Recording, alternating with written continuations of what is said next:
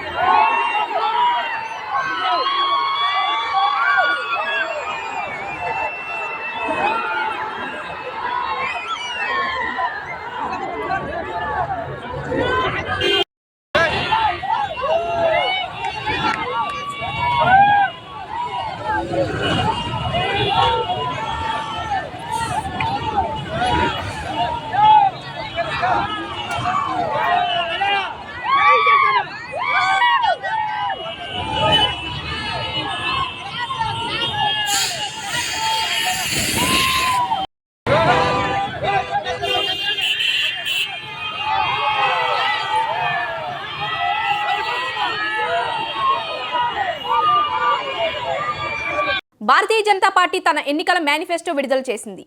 AP BJP ఎన్నికల సహా incharge Siddharth Nath Singh తెలుగులో మేనిఫెస్టో రిలీజ్ చేశారు. విజయవాడ పార్టీ రాష్ట్ర కార్యాలయం ఆయన మేనిఫెస్టో వివరాలను వెల్లడించారు. ఏపీలో కేంద్ర పథకాలు ఎక్కడా చూపించడం లేదు అన్నారు. కేంద్ర పథకాలకు రాష్ట్రం పేర్లు పెట్టుకుంటున్నారని ధ్వజమెత్తారు. 10 కోట్ల మంది మహిళలు నారీ శక్తి పథకంతో లబ్ధి పొందారని, ట్రిపుల్ తలాక్ రద్దు చేయడంతో ముస్లిం మహిళలు మోదీని ఆశీర్వదిస్తున్నారు అన్నారు. యూనిఫామ్ సివిల్ కోడ్ తెచ్చే దిశగా పనిచేస్తున్నామని, మహిళను లక్షాధికారి చేయడం మా లక్ష్యం అన్నారు. Going for work, making earnings, were given free ration. The COVID impact on the economy and jobs, it's still continuing. So therefore, this scheme has been further continued for next 5 years. People used to laugh. In 2014, I still remember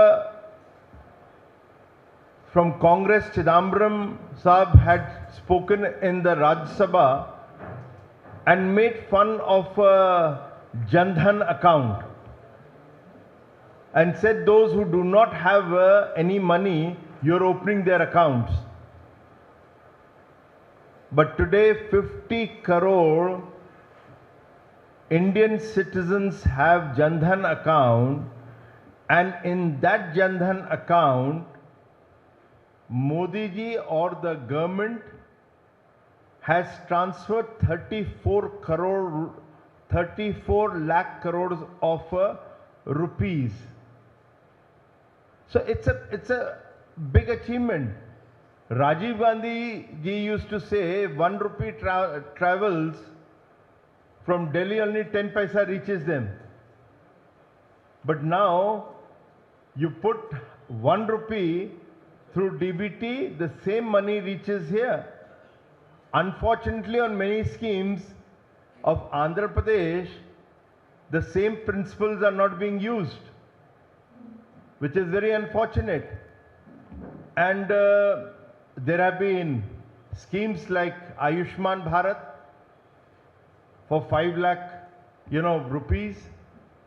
Throughout India, 34 crore people of Indian citizens are the beneficiaries of this scheme.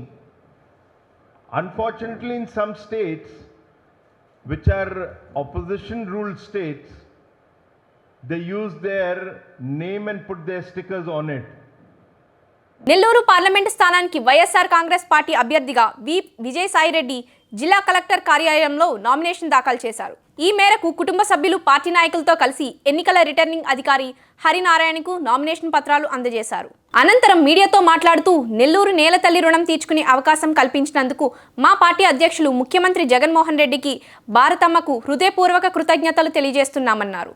ఈ రోజు నా జీవితంలో సువర్ణాక్షరాలతో లిఖించదగ్గ రోజని, సొంత జిల్లాలో parliament స్థానానికి వైఎస్ఆర్సీపీ అభ్యర్థిగా nomination దాఖలు చేయడం జీవితంలో అన్నిటికంటే గొప్ప రోజుగా భావిస్తున్నామని అన్నారు. 1952లో తొలి సార్వత్రిక ఎన్నికలతో ప్రారంభమైన నెల్లూరు పార్లమెంటు గడిచిన 75 సంవత్సరాల్లో 10 మంది మహానీయుల లోక్సభకు పంపించిందని, అటువంటి స్థానానికి పోటీ చేసే అవకాశం కల్పించిన ముఖ్యమంత్రి జగన్మోహన్ రెడ్డికి మరోసారి కృతజ్ఞతలు తెలియజేస్తున్నానని అన్నారు. పాత్రికేయ మిత్రులందరికీ హృదయపూర్వక నమస్కారం. ఈరోజు రిటర్నింగ్ ఆఫీసర్ దగ్గర nomination papers Nellore parliament Lok Sabha party తరఫున అభ్యర్థిగా ఫైల్ చేయడం జరిగింది.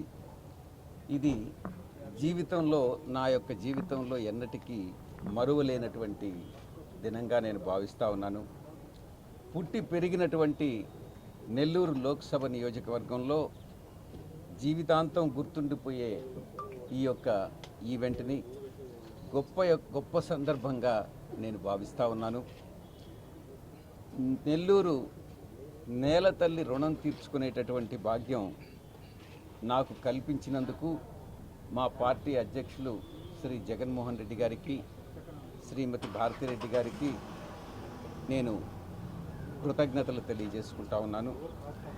1952లో తొలి సార్వత్రిక ఎన్నికలతో ఆరంభమైనటువంటి నెల్లూరు పార్లమెంటు గడిచిన 72 సంవత్సరాల్లో ఎంతోమంది మహనీయులు, 10 మంది మహనీయులుని లోక్సభకు పంపించినటువంటి నెల్లూరు పార్లమెంటు స్థానానికి ప్రాతినిధ్యం వహించడం నిజంగా నేను ఒక గర్వకారణంగా భావిస్తూ ఉన్నాను.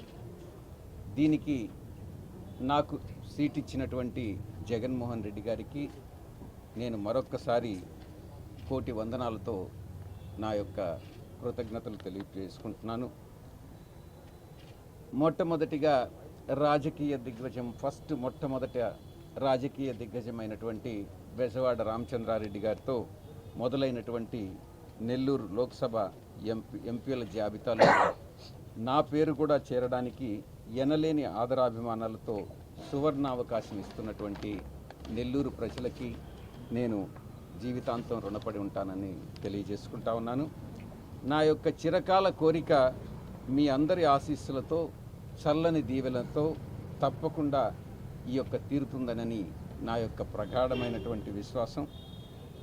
2009 నుంచి కాంగ్రెస్ నేతగా నెల్లూరు పార్లమెంటు నియోజకవర్గానికి ప్రాతినిధ్యం వహించినటువంటి పెద్దలు మేకపాటి రాజమోహన్ రెడ్డి గారు, అదేవిధంగా 2019 నుంచి ప్రాతినిధ్యం వహిస్తున్నటువంటి ప్రియతమ ఆత్మీయ సోదరులు అన్న ఆదాల ప్రభాకర్ రెడ్డి అన్న గారు అడుగుజాడల్లో నేను ఈ ఎన్నికల్లో మీ అందరి మద్దతుతో ఘన విజయం సాధిస్తానన్నటువంటి విశ్వాసంతో నేనున్నాను. ఆధునిక ప్రజాతంత్ర భారతంలో అనేకమైనటువంటి పెద్దలు, ప్రముఖ రాజకీయ దురంధరులు మాదిరిగానే నేను కూడా పార్లమెంటులో పెద్దల సభగా పేర్కొనేటటువంటి రాజ్యసభలో నా యొక్క బాల్యమిత్రుడు బీదా మస్తాన్ రావు గారితో పాటు ఎన్నికై 8 సంవత్సరాల పాటు దేశ రాష్ట్ర ప్రజల సేవలో నిమగ్నమైనటువంటి విషయం మీ అందరికీ కూడా తెలుసు. 2016 నుంచి రాజ్యసభకి కొన్నేళ్లుగా వైఎస్ఆర్ కాంగ్రెస్ పార్టీ పార్లమెంటు నేతగాను, జూన్ నుంచి నెల్లూరు ఎంపీ కొత్త హోదాతో భారత పార్లమెంట్లో లోక్సభలో ప్రవేశిస్తానన్నటువంటి ప్రగాఢ విశ్వాసంతో నేనున్నానన్నటువంటి విషయాన్ని తెలియజేస్తూ ఆడిటర్గా మొదలైనటువంటి నా యొక్క ప్రస్థానం పార్లమెంటరీ ప్రజాస్వామ్య వ్యవస్థలో ముఖ్యమైనటువంటి పాత్ర పోషించడానికి ఆ భగవంతుడి వల్ల గొప్ప అవకాశం పొందానన్నటువంటి విషయాన్ని తెలియజేస్తూ ఉన్నాను. ఇక నెల్లూరు ఎంపీ విజయసాయిరెడ్డి అనేటటువంటి ప్రజాస్వామిక హోదా కన్నా గొప్ప విషయం ఏదీ కాదనని నెల్లూరు పార్లమెంటు జిల్లాలో ప్రజలకు సేవ చేసుకునేటటువంటి భాగ్యం కలగడం అన్నటువంటిది జీవితంలో అత్యంత సంతోషకరమైనటువంటి విషయం అన్నటువంటిది తెలియజేస్తూ ప్రజలందరి ఆశీస్సులతో అందరూ అమూల్యమైనటువంటి ఓటుని కోరుకుంటూ లోక్సభలో ప్రవేశించాలన్నటువంటి ఆశతో నేను ఈ యొక్క లోక్సభ నామినేషన్ పేపర్స్ ఫైల్ చేయడం జరిగింది. ధన్యవాదాలు.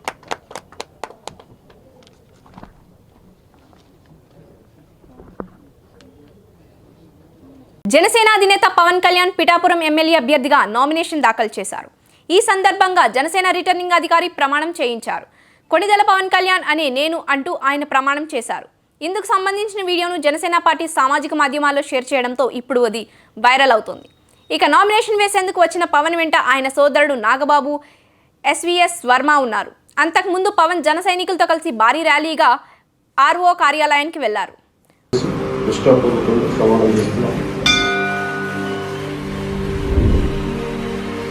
నిర్దేశించిన విధంగా భారత రాజ్యాంగం పట్ల పూర్తి విశ్వాసాన్ని కలిగి ఉంటానని, దాని సమైక్యత సార్వభౌమత్వాన్ని కాపాడుతానని ప్రమాణం చేస్తాను.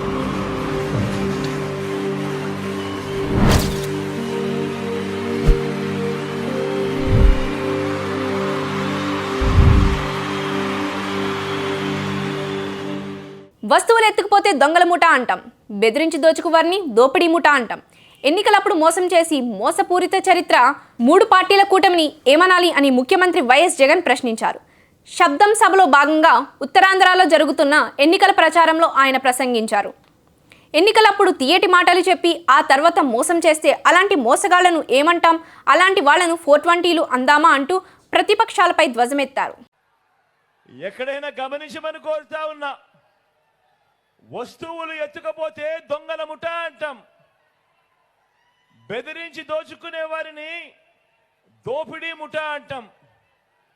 మరి ఎన్నికలప్పుడు నమ్మించి ప్రజలు నమ్మి మోసపోయి పొరపాటున అధికారం ఇస్తే 5 ఏళ్ళు మోసం చరిత్ర ఉన్న 3 పార్టీల కూటమిని మనమంతా ఏమనాలి అని అడుగుతా ఉన్నాను.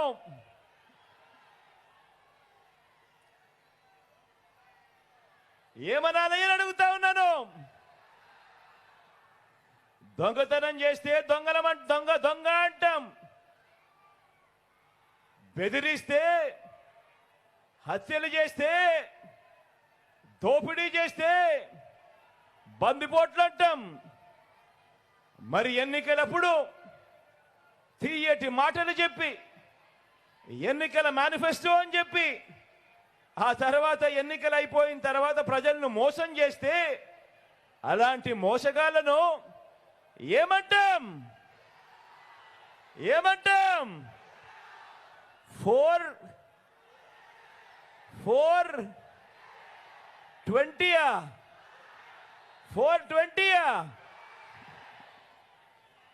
బాగా చెప్పారు. అలాంటి వాళ్ళను 420 అనే అంటారు. ఎన్టీఆర్ జిల్లా నందిగామ నియోజకవర్గంలో ప్రచారం ఊపందుకుంది. బీజేపీ జనసేన బలపరిచిన టీడీపీ అభ్యర్థిగా మాజీ ఎమ్మెల్యే తంగిరాల సౌమ్య విస్తృతంగా నియోజకవర్గంలో పర్యటిస్తున్నారు. ఎస్సీ రిజర్వ్డ్ నియోజకవర్గమైన నందిగామలో తెలుగుదేశం పార్టీ నుంచి తంగిరాల సౌమ్య, వైసీపీ నుంచి మొండితోక జగన్మోహన్ రావు పోటీ చేస్తున్నారు. నియోజకవర్గంలోని ప్రతి ఇంటికి తిరుగుతూ ఓట్లను అభ్యర్థిస్తున్నారు. టీడీపీ అభ్యర్థిని సౌమ్య సూపర్ 6 పథకాలతో మహిళల దశ మారుతోంది. అన్ని వర్గాల ప్రజలు సుఖంగా సుఖ సంతోషాలతో ఉండాలి అంటే చంద్రబాబు నాయుడు ముఖ్యమంత్రి అవ్వాలని ఆమె కోరుతున్నారు.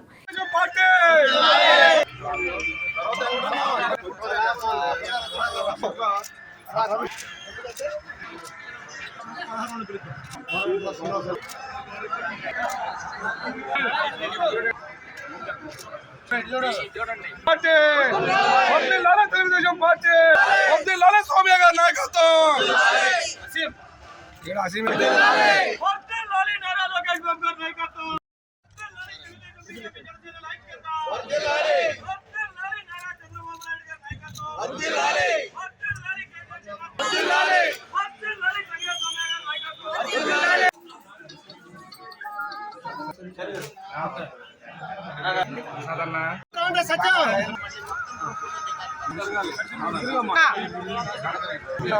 రాష్ట్రంలో రేపటితో నామినేషన్ల దాఖలు ప్రక్రియ ముగియనుంది. దాంతో ఇవాళ రేపు భారీగా నామినేషన్లు దాఖలయ్యే అవకాశాలు కనిపిస్తున్నాయి. ఇప్పటి వరకు ఏపీలో 25 పార్లమెంటు స్థానాలకు 417 నామినేషన్లు దాఖలయ్యాయి. 175 అసెంబ్లీ స్థానాలకు 2350 నామినేషన్లు నమోదయ్యాయి. శాసనసభ నియోజకవర్గం సీటుకై నామినేట్ చేయబడి ఉన్నాం. భగవంతుని మీద ప్రమాణం చేసి నిష్ఠాపూర్వకంగా ప్రమాణం చేస్తున్నాం. గత నెల 28న చేపట్టిన సిద్ధం బస్సు యాత్ర 22 రోజుల పాటు సాగింది. శ్రీకాకుళం జిల్లా అక్కివలస నుంచి ప్రారంభమైన యాత్ర ఎచ్చెర్ల, శ్రీకాకుళం బైపాస్, సింగపురం, కోటబొమ్మాళి మీదుగా పరశురాంపురం చేరుకుంటారు సీఎం జగన్. అక్కడ భోజనం విరామం తీసుకుంటారు. సాయంత్రం లంచ్ క్యాంప్ నుంచి అక్కవరం చేరుకుని బహిరంగ సభలో సీఎం జగన్ ప్రసంగిస్తారు. అనంతరం అక్కవరం హెలీప్యాడ్ నుంచి విశాఖ ఎయిర్పోర్ట్ చేరుకుని అక్కడ నుంచి గన్నవరం ఎయిర్పోర్టుకు చేరుకుంటారు. రోడ్డు మార్గాన తాడేపల్లిలోని సీఎం క్యాంపు ఆఫీస్కు చేరుకోనున్నారు. రేపు పులివెందుల అభ్యర్థిగా నామినేషన్ వేస్తారు సీఎం వైఎస్ జగన్. పులివెందుల బహిరంగ సభ ద్వారా మరో విడత ఎన్నికల ప్రచారానికి శ్రీకారం చుట్టనున్నారు.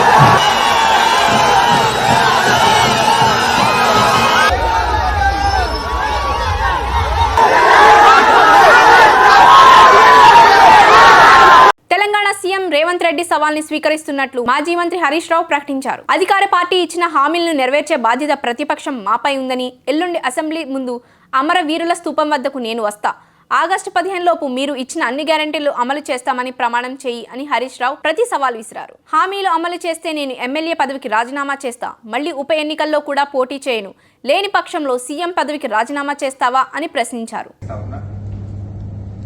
ఎందుకంటే ముఖ్యమంత్రి రేవంత్ రెడ్డిది తొండి రాజకీయం. ఎన్నికల్లో ప్రజలకు ఇచ్చిన వాగ్దానాలను అమలు చేయడం అధికారంలోకి వచ్చిన పార్టీ బాధ్యత.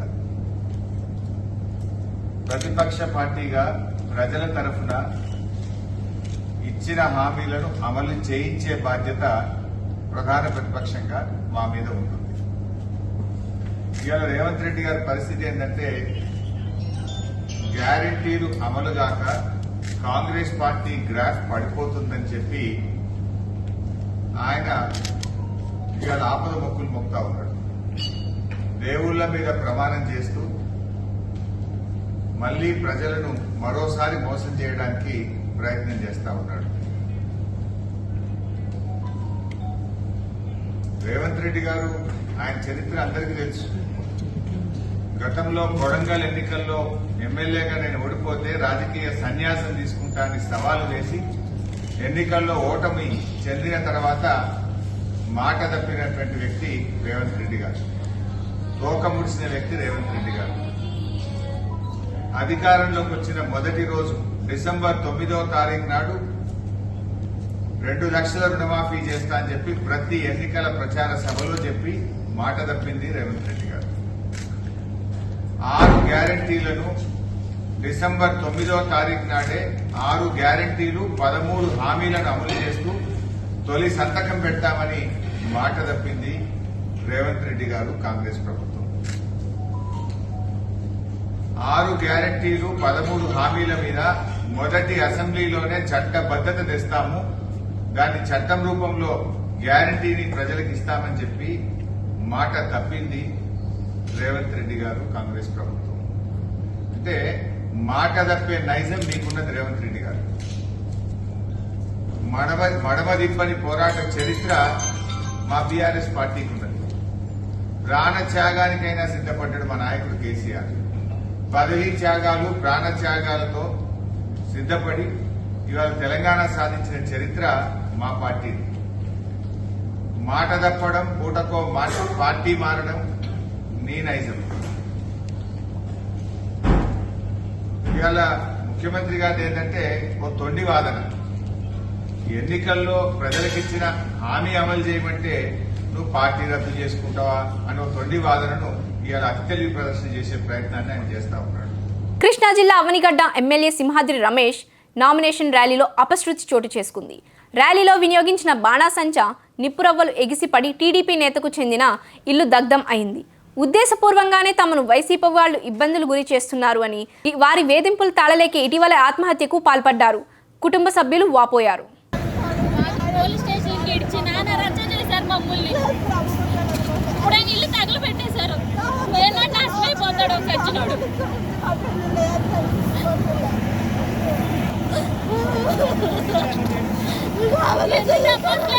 ఎన్ని జరగట్లేదు సెంట్రల్ ఏమిటి.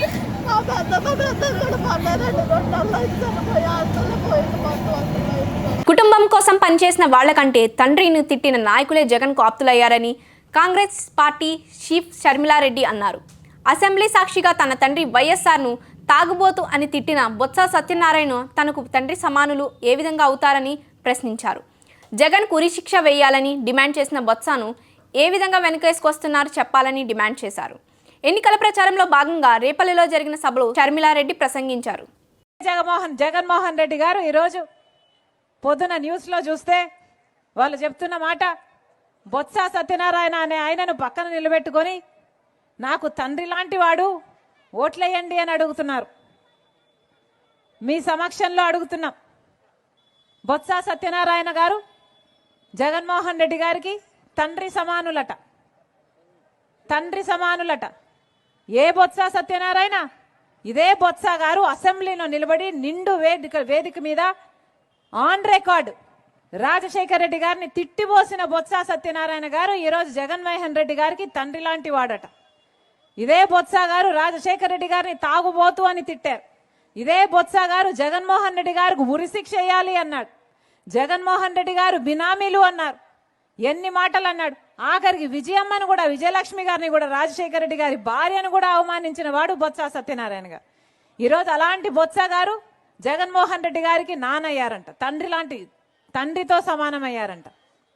అసలు ఈరోజు జగన్మోహన్ రెడ్డి గారి క్యాబినెట్లో రాజశేఖర రెడ్డి గారిని అనుసరించే వాళ్ళు ఉన్నారా అన్నా? ఉన్నారా ఎవరైనా? పెద్దిరెడ్డి రామచంద్రారెడ్డి తిట్టిన వాడే. ఇంకెవరు? విడుదల రజనీ తిట్టినావిడే. అందరూ ఆర్కే రోజా ఎవరైనా సరే రాజశేఖర రెడ్డి గారిని తిట్టిన వాళ్ళందరికీ ఈరోజు జగన్మోహన్ రెడ్డి గారు పెద్ద పీట వేశారు. వీళ్ళందరూ తండ్రులంట, ఈయనకు అక్కలంట, ఈయనకు చెల్లెళ్ళంట. మరి నిజంగా నిలబడిన వాళ్ళంతా ఏం చేశారు? జగన్మోహన్ రెడ్డి గారు నిజంగానే నిలబడిన వాళ్ళు ఆయన కోసం పాదయాత్రలు చేసిన వాళ్ళు ఏమీ గారు, ఆయన కోసం పనిచేసి గొడ్డలి వేట్లకు బలైపోయిన వాళ్ళు ఈయనకు ఏమీ గారు. ఈరోజు అందరినీ ఇలాంటి వాళ్ళను పక్కన పెట్టుకొని తిరుగుతున్నారు జగన్మోహన్ రెడ్డి గారు. వైఎస్ఆర్ సిపి అన్న పార్టీ పేరులో అసలు వైఎస్ఆర్ గారు ఉన్నారా అన్నా? వైఎస్ఆర్ గారు ఉన్నారా? వైఎస్ఆర్ గారు ఎప్పుడో పోయారు. ఈ రోజున్నది వై అంటే వైవి సుబ్బారెడ్డి, ఎస్ అంటే సాయిరెడ్డి, ఆర్ అంటే సజ్జల రామకృష్ణారెడ్డి. వీళ్ళే మిగిలారు కదా. ఎక్కడున్నారు? వైఎస్ఆర్ గారు ఉన్నారా? వీళ్ళ రాజశేఖర రెడ్డి గారి ఆశయాలను నిలబెట్టేది. రాజశేఖర రెడ్డి గారు రైతుల్ని నెత్తిన పెట్టుకున్నాడు కదా. మరి జగన్మోహన్ రెడ్డి గారు ఏం చేశారు? కనీసం డ్రిప్ వేసుకుందామంటే డ్రిప్కు సబ్సిడీ ఇస్తున్నారా? పంట నష్టపోతే పంట నష్టపరిహారం ఉందా? కనీసం మద్దతు ధర ఉందా అన్న రైతులకి? మరి ఏం చేసినట్టు జగన్మోహన్ రెడ్డి గారు? ఈ వార్తలు ఇంతటితో సమాప్తం. నమస్కారం. రేపటి బులెటిన్లో మళ్ళీ కలుద్దాం.